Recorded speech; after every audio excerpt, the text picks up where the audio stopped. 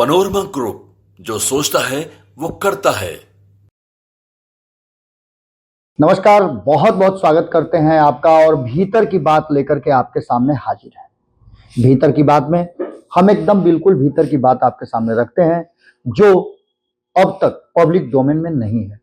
हालांकि ये बात तो आप जानते हैं कि नीतीश कुमार से आज सुबह सुबह ही लालू प्रसाद और तेजस्वी यादव की मुलाकात हुई है। इस मुलाकात के बाद बहुत सारी ऐसी बातें हुई हैं जिनको लेकर के कहा यह जा रहा है कि बिहार की राजनीति में बहुत कुछ बदलने वाला है। अब इस बदलाव को लेकर के हम भीतर की बात आपके सामने लेकर के आए हैं। और भीतर की बात में एक बात तो साफ नजर आ रहा है कि नीतीश कुमार और तेजस्वी यादव के बीच में बातें चाहे जो भी हुई हो वो तो बताएंगे नहीं, लेकिन तेजस्वी यादव जब बाहर निकले तो मीडिया का हुजूम उनको घेर लिया और उसके बाद बहुत सारी बातें हुई।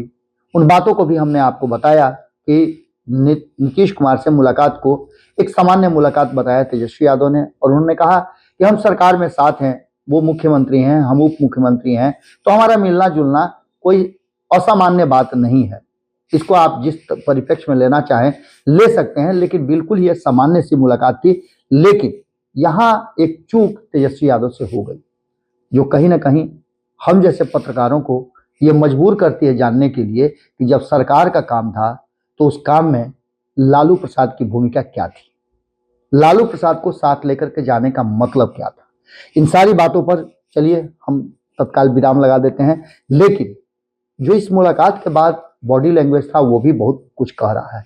इससे पहले हम आपको बता दें कि जो बयानों के तीर चल रहे थे एक दूसरे की तरफ से, वो बयानों के तीर तो कहानी कुछ और कह रहे हैं। दूसरी तरफ उत्साह जो दिखाई दे रहा है भारतीय जनता पार्टी में, वो अलग उत्साह है। तो ये सारी बातें कहां जा रही हैं? हमारे पास कुछ ऐसे 10-12 मुद्दे हैं जिसको हम आपके सामने रखना चाहते हैं और उन मुद्दों पर हम आपसे बात करना चाहते हैं। सबसे पहले तो क्या राष्ट्रीय जनता दल और जनता दल के यूनाइटेड के बीच जो पिछले करीब 15-20 दिनों से हो रहा है, क्या ऐसा पहले भी होता था? इतना जुबानी जंग एक दूसरे पर होता था? अगर एक नेता, एक मंत्री कोई किसी भी तरह से नीतीश कुमार के खिलाफ बोलता था या नीतीश कुमार को उससे तकलीफ हो सकती है, उनको विराम लगा दिया जाता था और यहां तक कह दिया गया था कि आरजेडी की तरफ से कोई भी बयान नहीं देगा। सरकार में सिर्फ बयान अगर किसी का माना जाएगा, अगर किसी को बयान देने की इजाजत है तो वो है तेजस्वी यादव। आपको याद होगा ये सब कुछ। लेकिन अब परिस्थितियां बदली हुई हैं। जनता दल यूनाइटेड और आरजेडी के बीच में कई ऐसे विभाग हैं जिन विभागों को लेकर के जीत रही है। सेक्रीफाइस तेजस्वी यादव ने किया है, लेकिन के पाठक वाले मुद्दे पर इतना ज्यादा असमंजस की स्थिति पैदा हो गई और इसको लेकर के कहीं ना कहीं तेजस्वी यादव के साथ साथ उनके पूरे कुनबे को परेशानी होने लगी। इसमें कई लोग हैं जो शिक्षा जगत से जुड़े हुए हैं, कई लोग हैं जिनके स्कूल कॉलेजेस हैं, और भी बहुत सारी बातें हैं। इन सारी बातों को लेकर के पाठक का सामने आना और उनका रॉबिन हुड अवतार पसंद नहीं आया था। और इसको लेकर के क्या कुछ हुआ था शिक्षा विभाग में आप अच्छी तरह से जानते हैं। चंद्रशेखर शिक्षा विभाग में जाना बंद कर दिए थे, रामायण लेकर के वो अलग अलग तरह की बातें कर रहे थे, ये भी एक मुद्दा था। अब के पाठक खुद ही नाराज हो गए हैं और उन्होंने अपनी छुट्टी फिर से बढ़ा ली है। विभाग से तो वो अपने आप को अलग करने की बात कह ही चुके हैं। अयोध्या में राम मंदिर को लेकर के भी एक बड़ी बात सामने आई।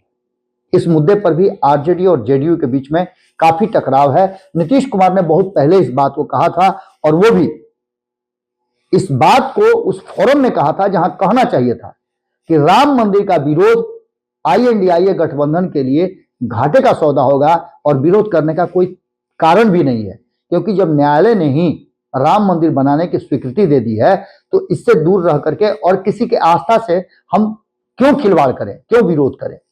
लेकिन बात नहीं मानी गई और आरजेडी की तरफ से आपने देखा होगा कि अयोध्या राम मंदिर को लेकर के कई तरह की बातें आई, कांग्रेस की तरफ से भी आई और लालू प्रसाद ने तो यहां तक कह दिया कि हम नहीं जाएंगे।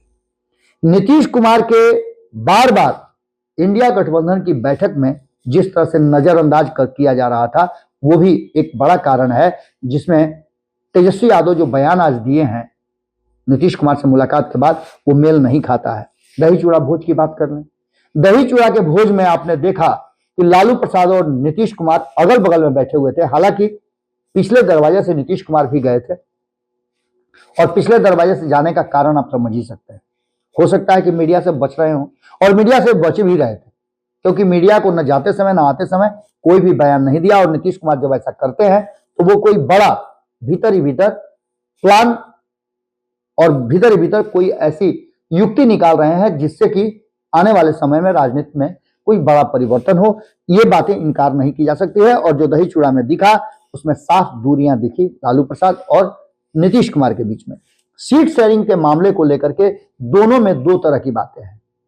एक तरफ जहां नीतीश कुमार प्रारंभिक दिन से ही INDIA गठबंधन में सीट शेयरिंग को सबसे बड़ा मुद्दा बता रहे हैं, और इस मुद्दे पर ही INDIA गठबंधन का भविष्य टिका है, ये भी बात कह रहे हैं, क्योंकि लड़ाई बड़ी है, लड़ाई भाजपा से लड़नी है, नरेंद्र मोदी से लड़नी है, उस ताकत से लड़नी है जो पिछले 10 साल से इस देश की सत्ता पर है और एक मजबूत जनाधार के साथ है।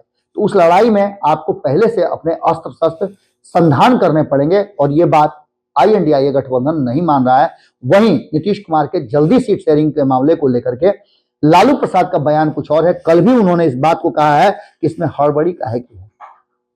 सीट शेयरिंग का समझौता को लेकर के जिस तरह से चर्चाएं चली कि 17-17-6 का फॉर्मूला तय हो गया है, ये सरासर कहीं ना कहीं भ्रामक बात है, क्योंकि सीट शेयरिंग का समझौता अगर हो गया रहता तो तेजस्वी यादव इस बात को कहते। लेकिन तेजस्वी यादव ने मीडिया से जब पूछा गया कि सीट शेयरिंग का क्या मामला है, तो बोले कि हम आपको क्यों बताएंगे, आपको काहे बताएंगे, सब कुछ हमारे बीच में हो गया है। इसके साथ साथ आपको बता दें कि चुनाव जैसे जैसे नजदीक आता जा रहा है, भारतीय जनता पार्टी का चुनावी स्ट्रेटजी और मजबूती के साथ आगे बढ़ रहा है। लेकिन वहीं आप देखे होंगे इंडिया गठबंधन में अभी तक कोई स्ट्रेटजी नहीं बनी है। जितनी भी बातें नीतीश कुमार ने कही हैं उनमें से कोई भी बात अमल में नहीं लाई गई है। इसके साथ साथ और भी कई मुद्दे हैं, जिसमें रोजगार का मुद्दा और नौकरी का मुद्दा आप उठा के देख लीजिए। नीतीश कुमार मुखिया हैं। 2020 में जब चुनाव हो रहा था तो दोनों खेमे से, NDA गठबंधन और महागठबंधन, दोनों के तरफ से रोजगार और नौकरी की बात की गई थी। तेजस्वी यादव ने पहली कदम से 10 लाख सरकारी नौकरी देने की बात कही थी। तो NDA गठबंधन ने, माफ कीजिएगा, NDA गठबंधन उस समय था जिसके मुखिया नीतीश कुमार थे। उन्होंने 10 लाख नौकरी और 10 लाख रोजगार की बात की थी। जब 2022 में 9 अगस्त को वो सत्ता परिवर्तन करते हैं, जब महागठबंधन की तरफ शिफ्ट करते हैं, तब भी 15 तारीख को जब वो गांधी मैदान के प्राचीर से बोलते हैं तो इस 20 लाख नौकरी को उसी तरह से स्थापित रखते हैं। अब इसका श्रेय लेने की होड़ मची हुई है। तस्वीरें नहीं होने को लेकर के भी राष्ट्रीय जनता दल के भीतर कई तरह के सवाल खड़े हुए, और उसके बाद प्रेस कॉन्फ्रेंस करके इसका श्रेय लेने की बात कही गई। कहा गया कि ये जो सब कुछ हो रहा है वो तेजस्वी यादव के विजन के चलते हो रहा है। अब इस बात को लेकर के भी कहीं ना कहीं राष्ट्रीय जनता दल और जनता दल यूनाइटेड के बीच में दूरियां बढ़ी हैं। इसके साथ साथ प्रधानमंत्री नरेंद्र मोदी का जो दौरा रद्द हुआ, उसको लेकर के भी राष्ट्रीय जनता दल का यह मानना है कि यह नीतीश कुमार के साथ इंटरनल सेटिंग गेटिंग के तहत रोका गया है। यानी कि यहां भी कहीं ना कहीं शक शुबा चल रहा है। कर्पूरी जयंती को लेकर के एक बात तो साफ नजर आ रही है कि कर्पूरी जयंती को लेकर के दोनों ही खेमे एक दूसरे के सामने खड़े हैं। श्रेय लेने की होड़ लगी हुई है। कर्पूरी जी किसके, इस बात को लेकर के जहां राष्ट्रीय जनता दल जबरदस्त तैयारी कर रहा है, वहीं जनता दल यूनाइटेड ने तो इस कार्यक्रम को बहुत ज्यादा सफल बनाने के लिए पूरे बिहार भर में एक बड़ा गेम प्लान तैयार किया है, जो देखने को मिल रहा है। उसके साथ साथ एक तरफ यह भी बात भीतर खाने में चल रही है कि लालू प्रसाद नीतीश कुमार की पार्टी के भीतर विधायकों को तोड़ने की कोशिश कर रहे हैं, जिससे कि वो तेजस्वी यादव को मुख्यमंत्री की कुर्सी तक पहुंचा पाए। इन बातों को भी अगर आप दरकिनार कर देते हैं, साइड कर देते हैं, तो एक बात आपको साफ नजर आई होगी कि किस तरह से जीतन राम मांझी और उपेंद्र कुशवाहा ये सुने जब से कि नीतीश कुमार इधर शिफ्ट कर रहे हैं, तो उनकी खुशी का ठिकाना नहीं, वो पलक पावड़े बिछा करके इंतजार कर रहे हैं। अब ये भी एक बड़ा कारण हो सकता है कि नीतीश कुमार को ऐसा लगता है कि वो NDA की तरफ अगर शिफ्ट करते हैं तो ऐसी स्थिति में परिस्थितियां बदलेगी। यही कारण है कि हम पूरा की कहानी आपको बता करके ये बता रहे थे कि नीतीश को NDA में लाने की कुशवाहा और मांझी आखिर क्यों इतनी पैरवी कर रहे हैं। उसके पीछे का कारण आपको अच्छी तरह से समझ में आना चाहिए कि अभी सीट शेयरिंग का फॉर्मूला एनडीए के भीतर भी नहीं हो पाया है। और अगर नीतीश कुमार आते हैं तो दबाव बनाने का और एक बड़ा मजबूत गठबंधन बनाने का दोनों तरफ से मौका मिलेगा। एक तरफ अगर नीतीश कुमार आते हैं एनडीए गठबंधन में तो ये दोनों मिलकर के दबाव बना सकते हैं कि सीटें उन्हें जो डिमांड है वो पूरा किया जाए। तो दूसरी तरफ ये भी हो सकता है कि नीतीश कुमार के आने से एक ताकत भारतीय जनता पार्टी के विरुद्ध मजबूत हो, वो भी देखा जा रहा है। अब इस पूरी कहानी में एक बात तो साफ है कि आने वाले 72 घंटे से लेकर के 100 घंटे तक बिहार की राजनीति पर बहुत भारी पड़ने वाले हैं भीतर खाने में।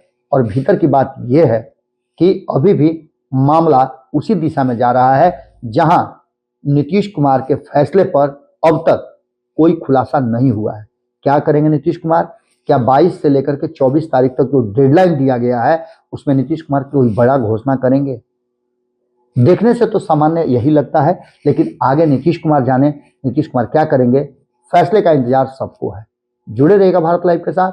बहुत बहुत धन्यवाद। पनोरमा ग्रुप, जो सोचता है वो करता है। अगर ये वीडियो पसंद आई और वह बिहार के राजनीति और बिहारियत से सरोकार रखेनी तो सब्सक्राइब बटन दबा के चैनल के सब्सक्राइब कर ली। ओजे एगो घंटी बा, ओकरा बटन दबा देला से कुल सटीक और मारक खबर रुआ मुफ्त में मिल जाई। अगर रुआ पत्रकारिता के हमनी के नया प्रयोग में सहयोग कर चाहतानी तो ज्वाइन बटन दबा दी। पेटीएम नंबर नोट कर ली 9386816700। धन्यवाद।